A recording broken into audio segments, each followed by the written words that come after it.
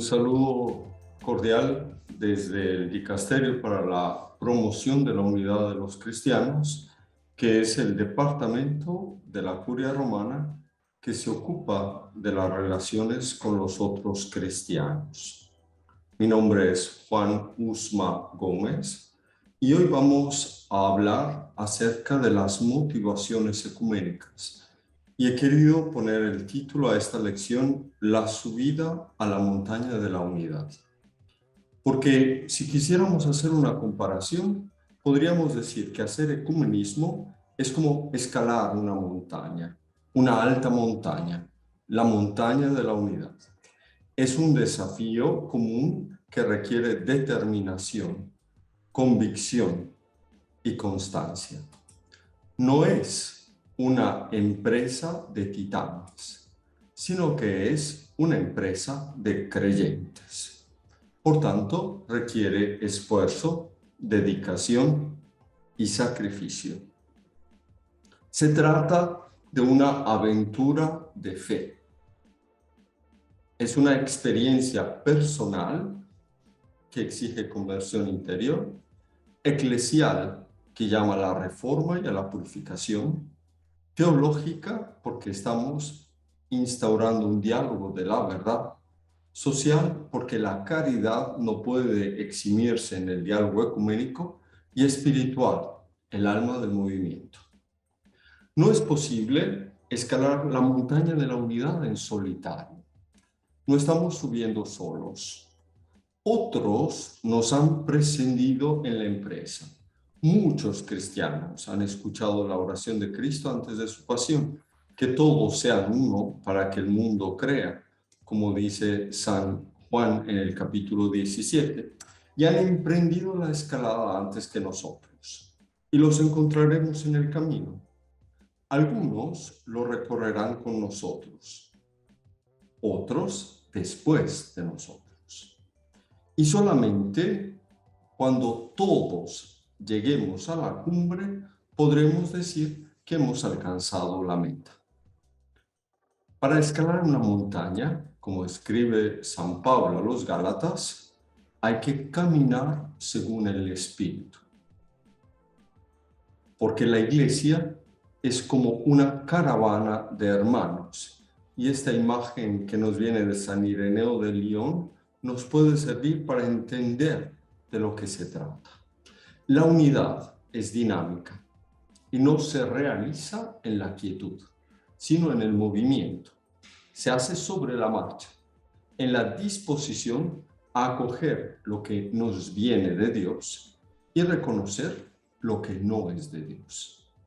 En las palabras del Papa Francisco, la unidad no llegará como un milagro al final. La unidad viene en el camino. El Espíritu Santo la realiza en el camino. Emprendemos, por tanto, un camino en torno a una misma visión, a una esperanza común y con plena confianza en quien nos guía. No somos mejores que los otros. No somos héroes, ni somos autosuficientes. Necesitamos animarnos unos a otros, orar juntos, intercambiar experiencias, recibir inspiración. Es importante que nos confrontemos con el Evangelio y que hagamos discernimiento. Necesitamos, pues, pedir la sabiduría de lo alto, porque solo así podemos decidir cuál es el punto de partida, cuál es el sendero que debemos recorrer, a qué velocidad debemos ir, cuál es el esfuerzo y, no último, cuál es el precio que vamos a pagar. La unidad de los cristianos es costosa. El hecho que sea la voluntad explícita de Jesús en la vigilia de su pasión nos lo recuerda. En nuestra expedición hacia la cumbre, donde todos serán uno como Dios es uno para que el mundo crea, necesitamos seguir a la letra el mapa trazado por el mismo Dios. La expedición a la unidad no puede prescindir del carisma, ni reducirlo, ni buscar detenernos en refugios intermedios. No estamos de paseo, sino que queremos realizar la voluntad de Cristo en la fuerza del Espíritu Santo. Esta tarea no es fácil. Los expertos en escalada nos recuerdan que debemos prepararnos para la altura y para lo inesperado. Siempre parece más fácil subir una montaña desde la distancia que cuando nos encontramos a mitad de la cuesta. A mitad de la cuesta nos asaltan los temores, expuestos al sol abrasador o a la lluvia intermitente o al frío constante, sintiendo el viento cortante o rodeados por la bruma o la densa neblina que nos impiden ver la cumbre a donde queremos llegar. En estas condiciones, diría meteorológicas, pero también en nuestras condiciones de cristianos en el camino de la fe, no es extraño que nos embarguen sentimientos contrastantes. A veces nos sentimos incapaces y queremos volver atrás. Nos preguntamos si la empresa vale la pena. Otras, el cansancio nos puede y queremos parar. Necesitamos descansar y no sabemos cómo. Nos sentimos en peligro ante las condiciones adversas. Tenemos miedo a los deslizamientos o a las caídas de rocas que nos pueden herir. De alguna manera nos sentimos indefensos. En todo caso, no queremos dar pasos falsos que nos hagan precipitar en el vacío. Cuando nos alberguen tales sentimientos en nuestra subida a la montaña de la unidad, es cuando más debemos recordar la invitación de San Pablo a conservar la vocación a la que hemos sido llamados, a conservar la unidad del Espíritu con el vínculo de la paz. Y entonces debemos abrir nuestro corazón al Espíritu Santo para que nos otorgue la creatividad, la confianza y la resiliencia necesarias para mantener los deseos de unidad, que son el fruto de la renovación de la mente, de la negación de sí mismos y de una efusión de caridad. Para poder recorrer los caminos hacia la plena comunión, se requiere abnegación, humildad y mansedumbre, que son indudablemente frutos del Espíritu Divino. La unidad es pues un don que viene del alto. No es el fruto de nuestros esfuerzos, cansancios, empeños o acuerdos, sino que es el fruto del Espíritu Santo. Los escaladores reaccionan de forma diversa. Lo mismo sucede en nuestra subida a la montaña de la unidad. Algunos renuncian. Ante los riesgos, cristianos de todas las tradiciones han renunciado a emprender el camino aduciendo prudencia, falta de preparación, pureza de la fe o defensa de la fe. No se puede olvidar que la subida a la montaña de la unidad no es una empresa secundaria, no es un viaje opcional. La unidad que el Señor dio a su iglesia, en la cual quiere abrazarlos a todos, no es accesoria, sino que está al centro mismo de su obra. Pertenece al ser mismo de la comunidad. Dios quiere la iglesia porque quiere la unidad, y en la unidad expresa toda la profundidad de su amor. Si lo hacemos bien, no podremos nunca disminuir o desvirtuar nuestra fe. El ecumenismo verdadero debemos recordarlo siempre, es un don de la verdad. También hay otros cristianos que se detienen a mitad del camino, cuando han logrado establecer relaciones cordiales y de confianza con los demás. La fraternidad reencontrada es uno de los frutos de la promoción de la unidad. De todas formas, debemos recordar que Jesús no oró a su Padre para que sus discípulos estuvieran juntos, sino para que fueran uno. Buscamos llegar a la cumbre, a la unidad plena y visible. Contentarnos con formas incompletas de unidad es fracasar en la empresa. Muchos han comenzado la escalada desde distintos puntos de partida, con distintos recorridos y afrontando circunstancias distintas.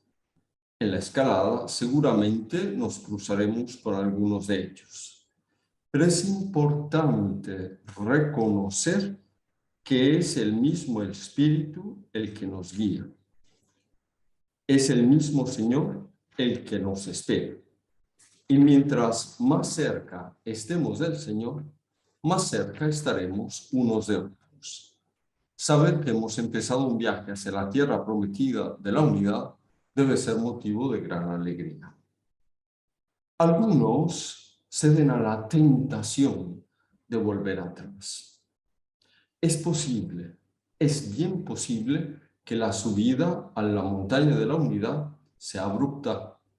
Las experiencias pueden ser dolorosas y difíciles. Es posible que debamos cambiar el sendero porque el escogido se mostró impracticable. La puerta del cielo es estrecha, dicen en nuestras tierras, y nadie puede entrar por ella sino de rodillas. Un escalador debe mantener siempre vivo su objetivo, porque la anticipación de lograrlo le evita devolverse, porque su corazón y su mente ya están en la cumbre. La escalada a la montaña de la unidad puede ser dolorosa, pero nada será tan doloroso cuanto la división. La división de los cristianos es un pecado grave por el cual debemos arrepentirnos. El dolor es un mal necesario porque indica que hay una enfermedad que debe ser curada. El dolor por la unidad de los cristianos, la compunción del alma, nos mueve al arrepentimiento interior y al deseo de la unidad. Ayudar a quienes no están convencidos de la escalada o mostrarle nuevas vías para que empiecen a subir con nosotros es una importante caridad. Aquí es importante recordar que los católicos hemos declarado que el ecumenismo es el camino de la Iglesia y lo hemos definido como un camino irreversible. Esto es, no hay vuelta atrás.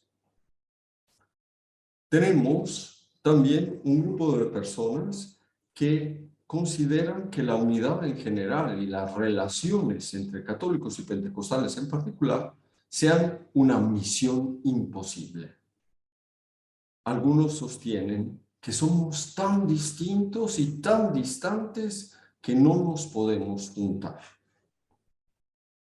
Y se olvidan que en Pentecostés la unidad no es uniformidad, sino que se realiza como una armonía creada por el Espíritu Santo. Es la armonía en la diversidad de los carismas suscitados por el mismo Espíritu. Solamente el Espíritu Santo puede suscitar la multiplicidad, la diversidad y al mismo tiempo obrar la unidad. Él es el que armoniza la Iglesia. Y si el Espíritu Santo es armonía, como decía San Basilio el Grande, debemos también reconocer que hay una diversidad divisiva. y que hay una diversidad legítima que enriquece la comunión. A la segunda, a la diversidad legítima, nosotros apuntamos. Finalmente, hay quienes aducen que se dedican a la misión y no al ecumenismo, como si fuesen dos montañas distintas. O los que dicen el contrario: yo soy ecumenista, pero dejo a los misioneros realizar la labor evangelizadora. Ambos casos son graves, porque pareciese como si el mandato de la unidad y el mandato misionero fueran dos realidades separadas y irreconciliables. Y es Cristo mismo quien nos llama a todos a la unidad para que el mundo crea. Es Cristo quien envía a anunciar el Evangelio a todos los rincones de la tierra. En nuestro tiempo necesitamos evitar que se anule el valor de la cruz, que se siga vaciándola de su significado en nuestra sociedad. Y la única forma de hacerlo es profesando juntos la misma verdad sobre la cruz. La unidad no es una realidad en sí misma, sino que está íntimamente ligada a la misión. La unidad es misionera. No es posible dedicarse a la promoción de la unidad sin anunciar al mismo tiempo el evangelio de la reconciliación. Es evidente que la división de los cristianos está en contradicción con la verdad que ellos tienen la misión de difundir y, por tanto, perjudica gravemente la causa santífica de la evangelización.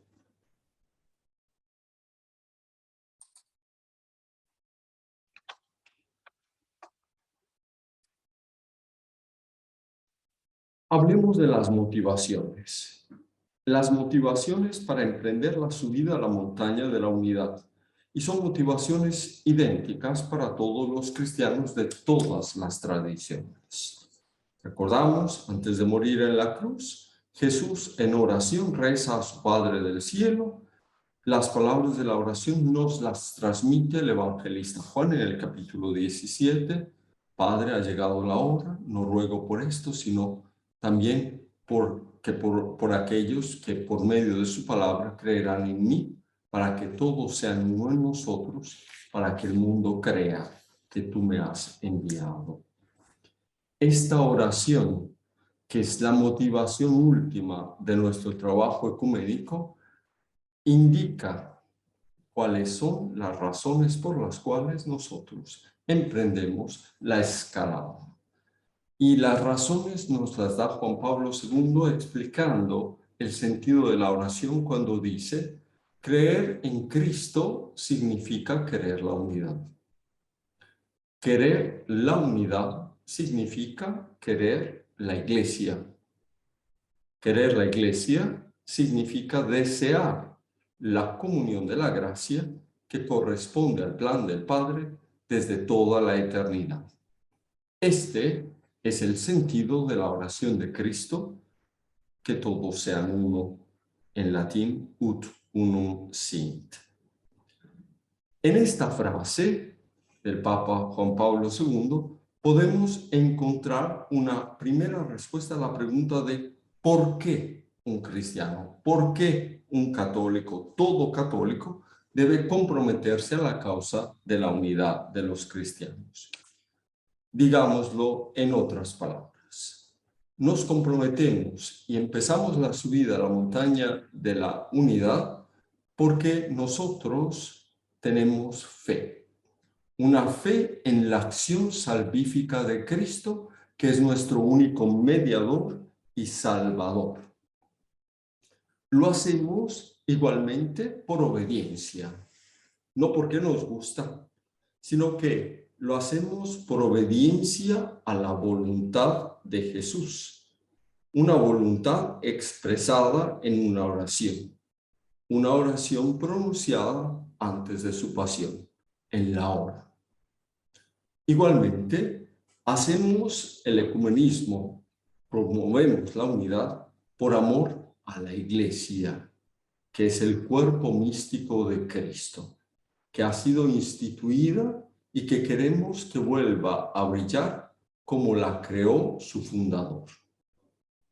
Lo hacemos para que se pueda cumplir el mandato misionero de anunciar el Evangelio hasta los últimos confines de la tierra. Si queremos repetir nuevamente cuáles son las motivaciones, podemos decir que el ecumenismo es un acto de fe, es un acto de amor a la Iglesia y de certeza de la voluntad del Salvador y del plan del Padre, que favorece la misión de la Iglesia en el mundo. Incluso ante la certeza del pecado de división y la conciencia de nuestra propia fragilidad, nos mueve la certeza de la voluntad del Señor en la víspera de su pasión. No hacemos ecumenismo simplemente porque hay divisiones. Hacemos ecumenismo porque es voluntad del Señor y porque estamos conscientes de la creación del Dios Todopoderoso. Pero para hacer esto es necesario, como decíamos antes, estar preparados para las alturas. Y para estar preparados para las alturas, a los católicos nos han enseñado algunos principios con el Concilio Vaticano II que quiero que miremos brevemente. El primero de los principios, que se refiere a el ecumenismo es un acto de amor a la Iglesia, se puede decir de la siguiente manera. Los católicos creemos que la Iglesia de Cristo subsiste en la Iglesia católica. Es claro que el Concilio Vaticano II no identifica simplemente Iglesia de Cristo e Iglesia católica. Y esa palabra subsiste es muy importante. Pero no significa que disminuimos el valor de nuestra Iglesia. Significa que reconocemos la grandeza de Dios, su magnanimidad. Un segundo principio que también es necesario tener presente es que nosotros católicos creemos que solo a través de la Iglesia Católica, que es el medio general de salvación, se puede obtener la plenitud de los medios de salvación. Esta verdad es fundamental porque nosotros no hacemos ecumenismo porque estamos desilusionados, desinteresados. No queremos ser más católicos. Al contrario, hacemos ecumenismo, pero estamos convencidos que en nuestra comunidad existen la plenitud de los medios de salvación y que es el medio general de salvación. Pero también estamos convencidos igualmente, en este tercer principio, que la unidad ha sido concedida por Cristo a su Iglesia y creemos que esta unidad subsiste indefectiblemente, sin defecto, en la Iglesia Católica. Pero esperamos que la unidad crezca día a día hasta el final de los tiempos. No es una unidad que subsiste sin posibilidad de crecimiento. Si puede crecer día a día, es necesario que también nosotros contribuyamos a ese crecimiento a través de nuestro compromiso por la unidad, a través de nuestro caminar y de nuestra escalada hacia la montaña de la unidad.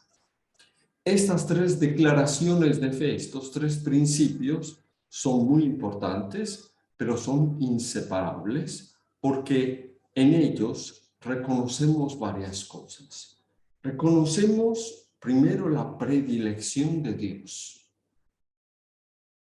Reconocemos igualmente nuestras debilidades. Reconocemos claramente el valor fundamental de la Iglesia en nuestra salvación. no queremos renunciar a la iglesia, al contrario, la queremos como es, más de lo que es, que vuelva a ser lo que su creador, como su fundador, la creó, con la misma profundidad y la misma unidad. Creemos igualmente, reconocemos la necesidad de crecer en la unidad que nos dio el mismo Jesús. Los tres principios, las tres enseñanzas, las tres declaraciones de fe que hemos apenas dicho, no pueden separarse. Porque si se separan, crearemos problemas de autosuficiencia y de inmovilidad misionera. Me explico. Los católicos que se atienen exclusivamente a la afirmación de que tenemos la plenitud de los medios de salvación, el segundo principio, rápidamente concluyen que los católicos no necesitan a nadie, a ningún cristiano, a ninguna iglesia, son autosuficientes. Y entonces, de alguna manera, se niegan la posibilidad de reconocer la acción poderosa de Dios en los demás, en los otros discípulos, en aquellos que todavía no están en comunión con nosotros. Por otro lado, los que se concentran y deducen si todos pueden salvarse, entonces, ¿qué sentido tiene evangelizar? Ignoran que la Iglesia de Cristo subsiste en la Iglesia Católica y que la unidad que subsiste en la Iglesia Católica debe crecer día a día. Reducir cualquiera de los tres principios es ponerse en el riesgo de una autosuficiencia que no es evangélica y de una inmovilidad misionera evangelizadora que tampoco se corresponde con la vocación a la que hemos sido llamados. Más aún, el mismo hecho de reconocer el valor del bautismo de los que pertenecen a otras iglesias cristianas, el valor de la palabra de Dios que se predica en las otras comunidades, indica la presencia efectiva de la gracia salvadora de Dios. En las palabras de Juan Pablo II, y el cuarto principio, más allá de los límites de la comunidad católica no hay el vacío eclesial. Muchos elementos de gran valor que se integran en la Iglesia Católica en la plenitud de los medios de salvación y de los dones de gracia que la edifican, se encuentran también en las otras comunidades cristianas. Por tanto, creemos que nuestra relación con los otros cristianos es indispensable. El restablecimiento de la unidad nos permitirá a nosotros expresar la catolicidad en toda su amplitud. En otras palabras, para poder realizar plenamente nuestra catolicidad, necesitamos estar con los otros cristianos. Dicho todavía más directo, las divisiones de los cristianos impiden a la Iglesia realizar la plenitud de la catolicidad. Yo les invitaría a que lean el número 4 del decreto sobre el ecumenismo, en donde se nos dicen dos cosas. La primera es que estas divisiones que impiden realizar la plenitud es una herida que se explica como un verdadero impedimento en dos niveles. El primero es a nivel eclesial. Y el segundo, mucho más grave aún, es que la propia iglesia se hace difícil, para la propia iglesia se le hace difícil expresar en la realidad de la vida y bajo todos sus aspectos la plena catolicidad. Los que han recibido la misma palabra de Dios, los que han sido bautizados en el nombre de la Trinidad, los que han recibido la efusión del Espíritu Santo, No pueden, por tanto, no podemos desobedecer o ignorar la voluntad del Señor, permaneciendo inmóviles o contentos con el estado de la división entre los discípulos de Cristo. Ahora bien, para alcanzar la cumbre se requiere sacrificio. Y la conversión de corazón que le motivó inicialmente a ponerse en marcha impide que cualquier escalador renuncie o se pierda en el camino o intente recorrerlo solo. Tal vez sea bueno recordar que a partir de Juan 23, todos los papas nos han dado un ejemplo. Todos se han puesto en camino para encontrar a los otros cristianos. Aquí vemos a Juan 23 y los observadores del Concilio Vaticano II, una realidad única. Y el Papa que es capaz no solamente de recibirlos, sino que les da todos los honores debidos en una circunstancia en la cual muchos en la Iglesia no estábamos preparados para afrontar el camino de la unidad. Pensemos a Pablo VI y a Atenágoras, que se ponen en camino ambos y llegan a Jerusalén después de 10 siglos que la Iglesia católica y la Iglesia ortodoxa no se reconocían como hermanos, no se hablaban, no tenían contactos. Recordemos a Juan Pablo II y aquí solamente tener en la mente la apertura de la puerta santa de San Pablo Extramuros a 6 manos, el católico, el ortodoxo y el anglicano. Dar un sentido de que el nuevo milenio, el tercer milenio, empiezan los cristianos y atraviesan la puerta que es Cristo juntos. Porque si en los primeros era el signo de la división, queremos que el tercer milenio sea el milenio de la unidad.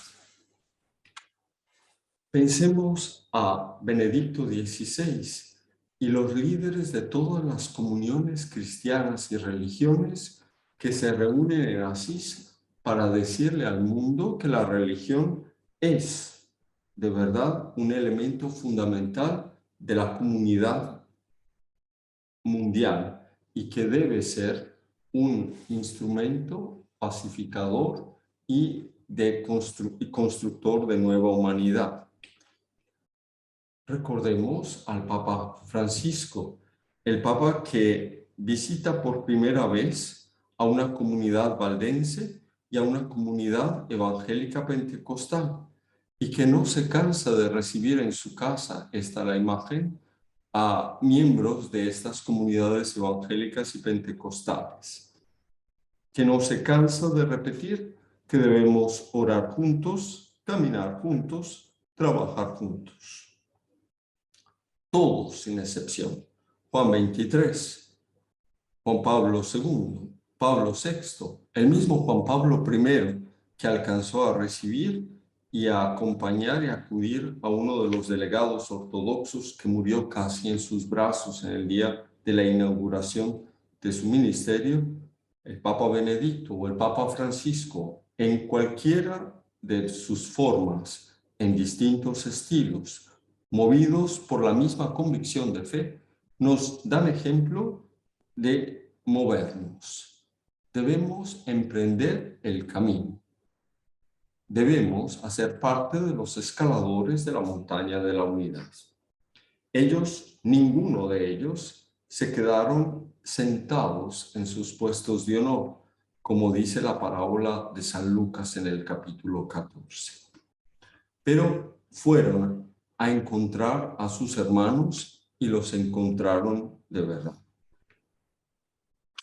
Hablemos de las relaciones entre católicos y pentecostales. Debemos admitir rápidamente que no han sido fáciles. La desconfianza, el temor, la agresividad, la competición obnubilan nuestros esfuerzos misioneros, nuestros esfuerzos de acercamiento, nuestros esfuerzos de colaboración. Ha habido varios tentativos de acercamiento que han sido útiles, pero de todas formas necesitamos escuchar las palabras de Jesús que decía a las comunidades juánicas. En el cuarto evangelio se sabe que las comunidades juánicas tienen sus problemas. Y en el capítulo 13 se dice, les doy un mandamiento nuevo que se amen unos a otros como yo los he amado. No es una frase de cajón, es una frase que refleja la necesidad de una comunidad que está atravesando dificultades. Queda mucho por hacer, queda mucho por hacer. Debemos evitar el irenismo y la autocelebración. En la naturaleza, las cosas nacen pequeñas en relación a sus posibilidades de desarrollo ulterior. Por tanto, evitemos siempre darnos grandes ínfulas, pero tampoco minusvaloremos el efecto de las pequeñas fuerzas en las grandes masas. Tal como nos explica un estudioso neotestamentario, él dice, suspendan en el techo un pedazo de hierro con un peso superior a 100 contrapesos y cuélguenle debajo un corcho de menos de 1 onza. Hagan oscilar el corcho contra el hierro. Parece imposible que el simple tapón de corcho pueda tener algún efecto en la masa de hierro. Inicialmente nada sucede. Un momento después, el hierro empieza a temblar. Luego se mueve y enérgicamente empieza a oscilar en un amplio arco como resultado de los continuos golpecitos del corcho. Hablar de una formación sobre pentecostalidad que quiere prepararles para el trabajo de diálogo entre católicos y pentecostales es querer tener la confianza en las pequeñas fuerzas y la confianza en que las pequeñas fuerzas logran mover las grandes masas. Pero se necesita un compromiso apasionado. Se necesita que en este curso de formación nosotros tengamos presente que no buscamos una indiferencia confesional, no buscamos un relativismo eclesial. Nosotros queremos que la unidad no sea la unidad al más bajo mínimo común denominador, sino que buscamos llegar a la cumbre, buscamos la unidad plena y visible. Y para eso necesitamos reconocernos como cristianos y como interlocutores. Las agresiones laceran aún más el cuerpo herido de Cristo y producen, lo sabemos, contraataques, resistencia pasiva e incluso una enemistad formal de ambas partes.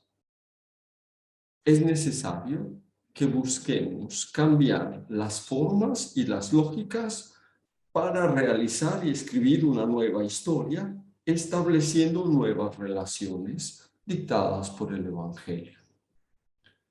Hay una memoria herida que debemos sanar y esto no lo podemos olvidar. Es necesario, después de sanar y mientras sanamos esa memoria, crear una nueva memoria. Igualmente, es importante abrir espacios para compartir la propia experiencia personal de fe. Estar dispuestos a escuchar y alegrarse con las experiencias de fe de los demás.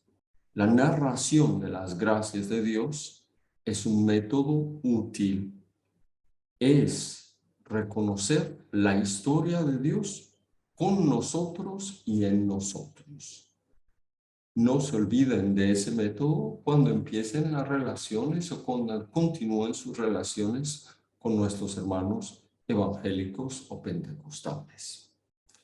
Es importante que desactivemos las lógicas anticatólicas, antievangélicas, antipentecostales, los sentimientos anticatólicos, antievangélicos, antipentecostales. Y para hacerlo es importante que asumamos los problemas y las tensiones a la luz de la llamada a la unidad. Porque si lo hacemos a la luz de la llamada a la unidad, podremos aclarar cuál es la veracidad de cualquier acusación o pretendida actitud antiética o proselitista, de cualquier cristiano, de cualquier tradición, en cualquier circunstancia. Igualmente es necesario redescubrir los carismas y ejercerlos en el poder de la oración para la edificación del cuerpo de Cristo. Que la oración sea para la edificación del cuerpo, que no sea un arma, sino que sea de verdad el medio por excelencia mediante el cual el Espíritu Santo actuará. Digo, redescubrir la acción del Espíritu Santo en cada uno y en cada iglesia. No es solamente redescubrir lo que el Espíritu Santo ha hecho en mi hermano pentecostal o carismático o evangélico, sino también lo que el Espíritu Santo produce en su iglesia. En el libro de los Hechos de los Apóstoles hay al menos 7 narraciones de Pentecostés. Yo espero que en este camino que iniciamos podamos alegrarnos de redescubrir la acción del Espíritu Santo en los demás. En las palabras del Papa Francisco en su exhortación, la alegría del Evangelio, son tantas y tan valiosas las cosas que nos unen. Si realmente creemos en la libre y generosa de la acción del Espíritu, cuántas cosas podemos aprender unos de otros. No se trata solo de recibir información sobre los demás para conocerlos mejor, sino de recoger lo que el Espíritu ha sembrado en ellos como un don también para nosotros. Espero que que es uno de las pautas más importantes, pueda ser aplicado en el trabajo entre católicos y pentecostales en nuestro continente. Muchas gracias.